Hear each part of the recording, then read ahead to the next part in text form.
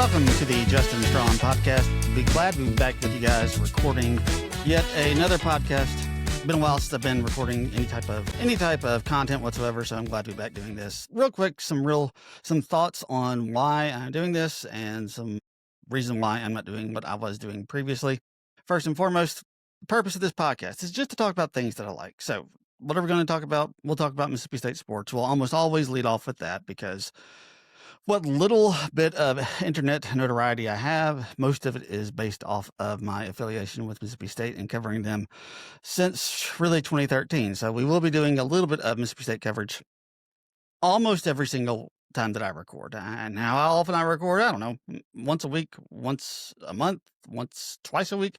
I don't know. It just depends on how often I have a chance to actually do this. So like I said, I can't give you a real set schedule on how often I'm going to be doing this, guys, because I honestly don't know. It just depends on how much time that I have. And that's kind of the way that's going to be working going forward with this podcast. If you are listening to this and you're like, hey, I thought you were recording with Ryan Nelson. Y'all haven't done that in a while on the Main Attraction podcast.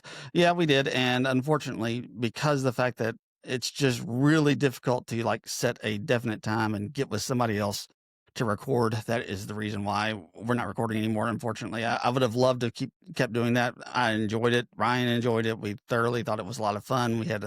I thought we did really good work, but unfortunately, my schedule, most significantly, my schedule just wouldn't really allow us to record consistently as much as I would have liked this past really 6 months. So, like I said, the difference between this and that, it's much easier to do this by yourself. I don't know if I'll have as many listeners as a result, because sometimes podcasts with it's just one person can be kind of difficult to listen to. So I'm going to do my best to make this as entertaining as possible for you guys, since you are coming out and actually listening to it. So that's kind of the way this will work. But yeah, so we'll do some Mississippi State stuff almost every single time that I record. Not quite maybe not every time, but pretty close. We'll also talk some pro sports stuff. How much pro sports stuff we'll talk, I don't know. It just depends on how much I'm interested in it. And we'll talk a little bit about the World Series today, because I'm a week late, but I was very interested in that, to say the least. Some other stuff that we'll talk about, and other stuff we'll just talk about things that just kind of floats my boat. So we might talk about books, we might talk about religion, we might talk about video games. I don't know. It just depends on whatever has kind of got me fired up and kind of got me interested in it at the time. So that's kind of the purpose of this. I'm kind of modeling it after Bill Simmons. His podcast is basically sports, but he also talks about things that he just likes as well on his podcast. And that's kind of what I'm doing here with this. So if you like it, I appreciate it. It'd be great if you could give me a like and a follow on whatever podcast platform you're listening to this on. I will be distributing it to as many as I can. So I really appreciate that. It will help get the podcast into the ears of new listeners, and that would help me out a whole lot. So let's go ahead and jump right into it. We are starting off with Mississippi State. Now, I will say this. I will always do my best to give you guys who are coming here for whatever reason, whether it be movies, whether it be Mississippi State, whether it be pro sports, whatever it may be, I will do my best to put links or to put descriptions of where the different types of coverage will start in the show notes. That way, if you don't want to listen to the stuff about Mississippi State, or if you don't want to listen to the stuff about pro baseball or pro football or whatever it may be, you can find it in the show comments. So, all right, let's start with Mississippi State, though. This past weekend, Mississippi State played Georgia. They ended up losing 41-21. And I'll just go ahead and tell you this much right now. This is going to be very off the cuff stuff. I'm not doing deep dives into statistical breakdowns or anything like that, but I just want to let you guys know that was a rough game to watch. It was a really, really rough game. And silly me for thinking they actually had a chance to win, because I kind of convinced myself that they had played really well against Texas. They played really well against Florida. They played really well against Tennessee. And all they need to do is come out and do what they did in those 3 games. And with the win against Arkansas, I thought they had maybe found something there and could find a way to win that game. And unfortunately, that did not happen at all. I will say this, it was interesting watching this game play out, because when Mississippi State was going into the halftime, as they were approaching halftime, it was 17-7. Georgia was probably going to just take a delay of game penalty and then punt the ball away, with it being 17-7. But then Mississippi State jumps off sides right before the half, after Georgia repeatedly does this twice, because Mississippi State took a timeout after they did the first time. They run their team off. They run their punt unit off the field, and then they run their offense on the field right before they're getting ready to snap. And they were probably just going to take a 5-yard penalty and delay of game. And Gunnar Stockton ends up doing a hard count, does the clap thing, and Mississippi State players jump off sides. I don't remember who it was, but somebody jumps off sides, and Georgia ends up going down the field and scoring because that gave them a first down, and they score right before the half. And this is one of the reasons why I hate the fact that Jeff Levy. Now, I don't know who wins the toss because most coaches prefer to defer, and Jeff Levy always elects to receive the kick. Maybe we won the toss. I don't know. Maybe we didn't win the toss. I don't know. But the reason why I hate getting the ball first and not deferring to the second half is for this very reason. Georgia comes down. They score with about 10 seconds left at the end of the half, and then they get the ball right back at the beginning of the second half. So it goes from 17-7, with about 30 seconds left in the second quarter. And now all of a sudden it's 31-7. And the game is out of reach. And this is one of the reasons why I hate getting the ball first. And Jeff Levy does it every single time. He wants to get his offense out on the field at the very beginning of the game. I hate it. I don't know why he does it. I guess some people just like to go with what they think is their strongest suit. And I think Mike Leach was kind of the same way. I just don't like it. I would much rather defer and make sure you have the ball to begin the second half. But that's just me. So, thoughts about this game. Look, we probably should have seen this coming.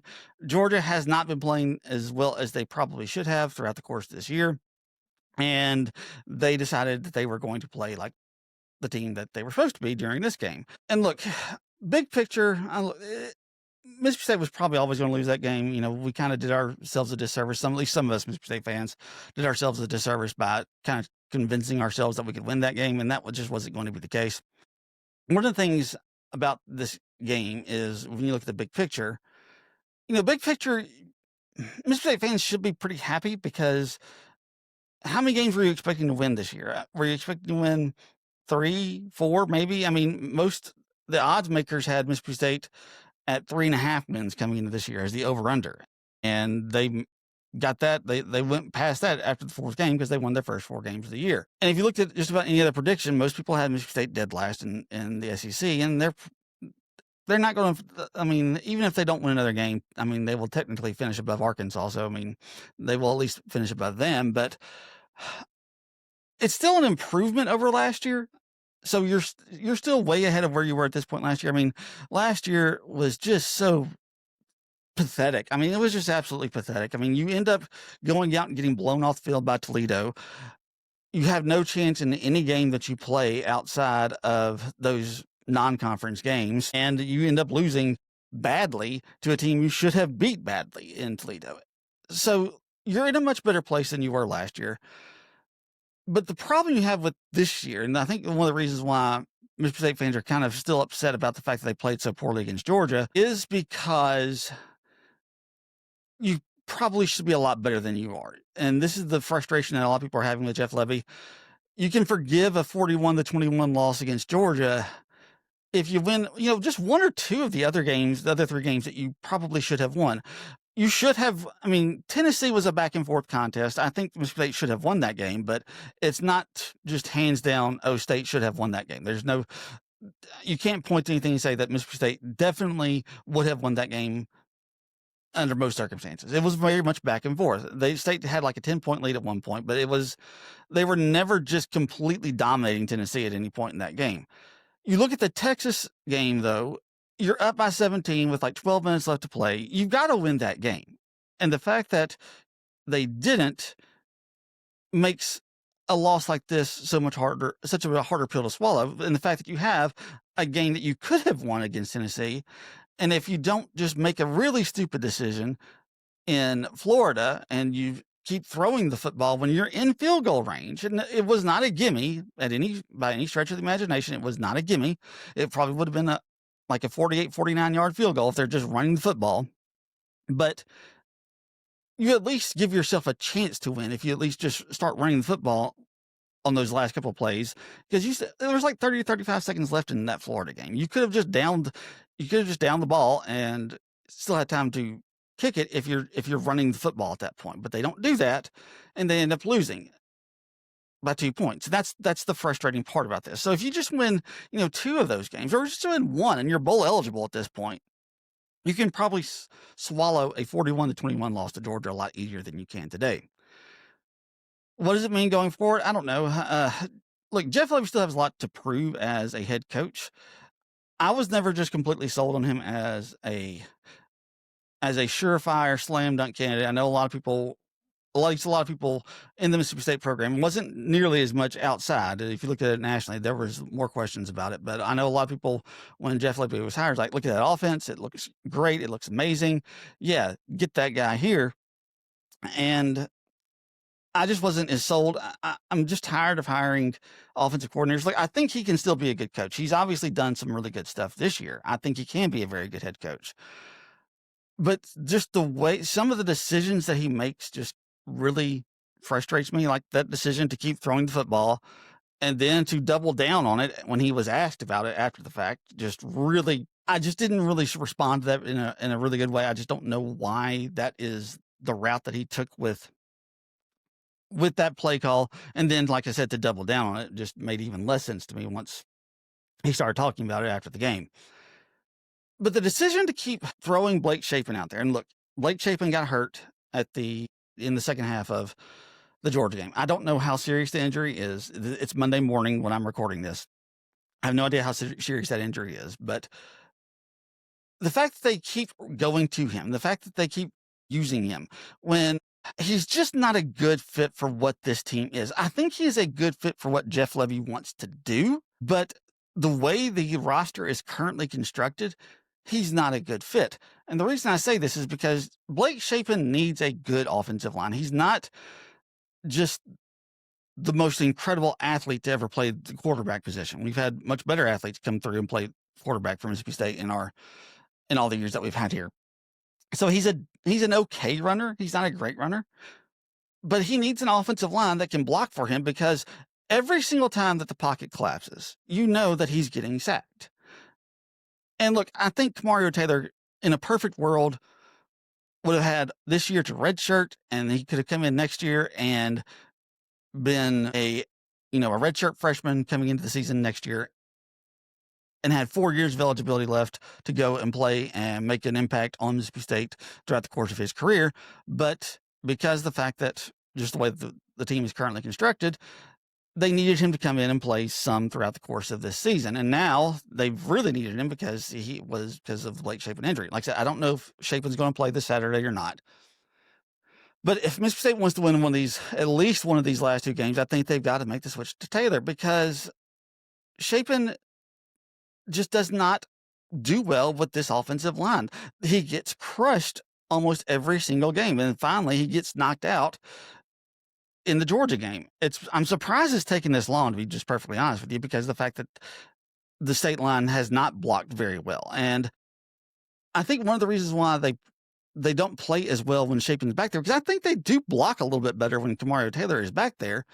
But I think one of the reasons that they do block better when Taylor's back at the quarterback position is because you have an instance where they know Kamario Taylor is a big, strong, athletic dude. And if they don't block just perfectly and if their guy gets past them, they know that Taylor can actually bail them out. He can make something happen with his feet. He's big and strong enough that if one of those defensive linemen get after him, he may not just necessarily get brought down. If Shapen gets caught in the backfield, he's going down. I mean, we watch it every single week. When he is standing back in the pocket and that pocket breaks down, he's going down. That's just what it is. And he can't seem to find his hot routes. And that's one of the things I noticed with Kamario Taylor. He actually was able to find the hot routes. And it could be simply the fact that he is a much taller, bigger, stronger player than Blake Shapen is, and he can see the field better. But Shapen never can find his hot routes. He never can find the dump offs, because that's what you have to be able to do when your offensive line just can't block for you. You've got to find the quick routes that allow you to get the ball out quickly when the pocket is breaking down on you. And for whatever reason, Blake Shapen just doesn't do that. And he doesn't need to be capable of doing that. Like I said, I think he's actually a pretty good quarterback. And I think if you look at what he did in one of his healthy years at Baylor, he did really well. But the way that this team is constructed, the fact that they don't have an offensive line, especially without Albert Reese being in the lineup, they just don't play well. And like I said, with Taylor back there, I feel like they think that, you know what, I can play a little looser, I can play a little bit more free because I don't have to worry so much about if my guy gets past me. Taylor, I know, is definitely going down because that just doesn't happen. Look, Taylor is very raw. There's no question about it. He's not as accurate as he needs to be. There were some throws that he made on Saturdays like, oh, wow, that's not anywhere close. But that will get better with time. That will get better with reps. And we in the two halves that he has played in against Arkansas and against Georgia, Mississippi State has scored way more with. They've been more efficient and they have scored more proficiently with Taylor as the quarterback than they did with Blake Shapen as the quarterback. There's just no getting around it. Like, I don't think it's a knock against Shapen. Like I said, I just don't think this. If you don't have a very good offensive line, you've got to have a certain type of player at quarterback to make up for that. And unfortunately, Shapen's not that kind of a quarterback. Like I said, he's an okay runner. He's not very big. He's not going to be able to shake off tackles, but Kamario Taylor can do those. And it brings an element to the offense that just simply isn't there with Shapen. Even if you lose a little bit of accuracy and you lose a little bit of passing proficiency, I think it just allows you to keep moving the ball forward. I think that's just one of the things that you have to do. And so that's what I want to see. If Shapen is healthy, what's Levy going to do? And I'm for sure what he's going to do, he's going to keep running Shapen out there. But that's one of the reasons why I just can't be completely sold that Levy is the guy that's going to take this team into the future, because he just continues to say, go out there, Blake, and go out there and get yourself killed. And I just don't understand it. So anyway, let's move on to something a little bit more exciting on the Mississippi State front. Mississippi State's basketball team got started last week. They struggled. They struggled quite a bit against North Alabama. At one point, they were down by 9 points right around the first media timeout on, I guess, Wednesday, wasn't that when they played? I don't remember exactly when it was that they played, but they were down by 9 points at that point, and then they just kind of took over. They became what the team that I thought they would become. It's going to be an interesting year for Mississippi State because they ended up winning that game by 24 points against North Alabama. They have Iowa State tonight as I'm recording this, and I'm going to be very interested to see what this team is this year. It's basically a brand new team. You've got a couple of guys from last year, and obviously the guy though that you're most concerned about though is Josh Hubbard. But you've got a pretty highly touted recruiting class that's coming in, so you've got some really good young guys that are coming in and should hopefully make an impact. But you've got some transfers that came in as well, and you need them to make an impact. And one of the concerning things is Jaden Epps barely played. He got off to a really bad start and almost didn't get back in the game at all. I don't know that he did get back in the game after he was benched. Maybe he was hurt. I don't know all the ins and outs about that. But I'll be very interested to see what this Chris Jans team is this year. This isn't really a put up or shut up year, in my opinion, for him, because you do have, for the most part, a brand new team. Next year might be. But with Chris Jans, what he's got to do, he's got to find a way to at least make some type of an impact, get into that first half of the SEC. I would love for them to finish around 5th or 6th. I know the SEC is a gauntlet in basketball now. That used to not be the case, but it is now. I would like to see him get to like around the number 5 or 6 spot in the SEC. And if you're doing that, if you are like the 5th or 6th seed in the SEC throughout the regular season, then you're going to probably be about a 4 or a 5 seed in the NCAA tournament. And there's a big difference between being a 4 or 5 seed and being a number 8 seed, which they've been the past 2 years. And it just has not gone well. At this point, Chris Jans has taken the program back to where they were in Rick Stansbury. They were a good team that could make the NCAA tournament. And if they could just win a few more games that they shouldn't have lost throughout the course of the year, probably could have been, a top 4 seed in the NCAA tournament. But unfortunately, that's kind of been their case. Last year was a little bit frustrating because they were kind of scuffling throughout the course of SEC play. And then they ended up beating Ole Miss and Texas A&M back-to-back nights, or back-to-back games. And when they did that, I thought they were getting ready to take off. I thought that this team was about to really just kind of soar at that point, but they ended up losing, I think, their last 3 games. I think they lost to Texas, Oklahoma, and Arkansas. 3 teams that going into those games, they should have won, and they ended up losing all 3 of them. Maybe they beat Texas. I don't remember, but they ended up losing some games that they should not have lost, and it set them back, and they ended up being like the number 11 seed in the SEC tournament or something like that, or 8 or 9. I don't remember what. Maybe they were 9. I don't remember. And they just made a really tough road. They ended up having to play Alabama in like the third day of the SEC tournament. And it's just, this team could be a lot better. Like I said, they're good. They're good. I really like Chris Jans. I just really would like to see him take the next step forward. My hope was by the third year, he'd have a little bit more offense. He'd have a little bit better team around Josh Hubbard.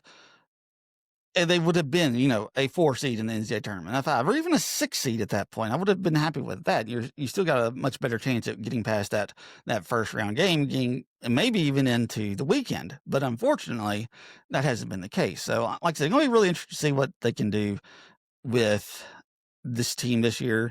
Josh Hubbard, the one thing I saw that I liked from him in that game against North Alabama is he looks to be trying to find different ways to score, and besides just shooting 3-pointers. And look, that's not all that he did previously, but he did tend to kind of fall in love with that 3-point line. And I get it. I mean, he's a really good shooter.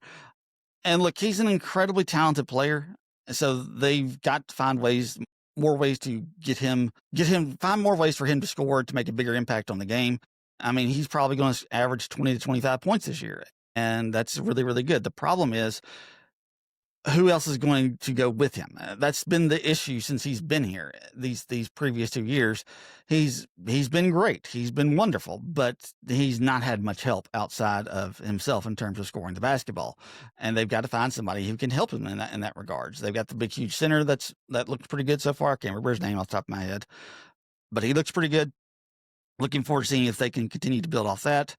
I'm really looking forward to see what they do against Iowa State tonight. Iowa State is a top 25 team, or at least they were. I don't know if the AP poll comes out today. I don't know if they've lost. I don't know if they've won. I have no idea. I'm assuming that they won their first game.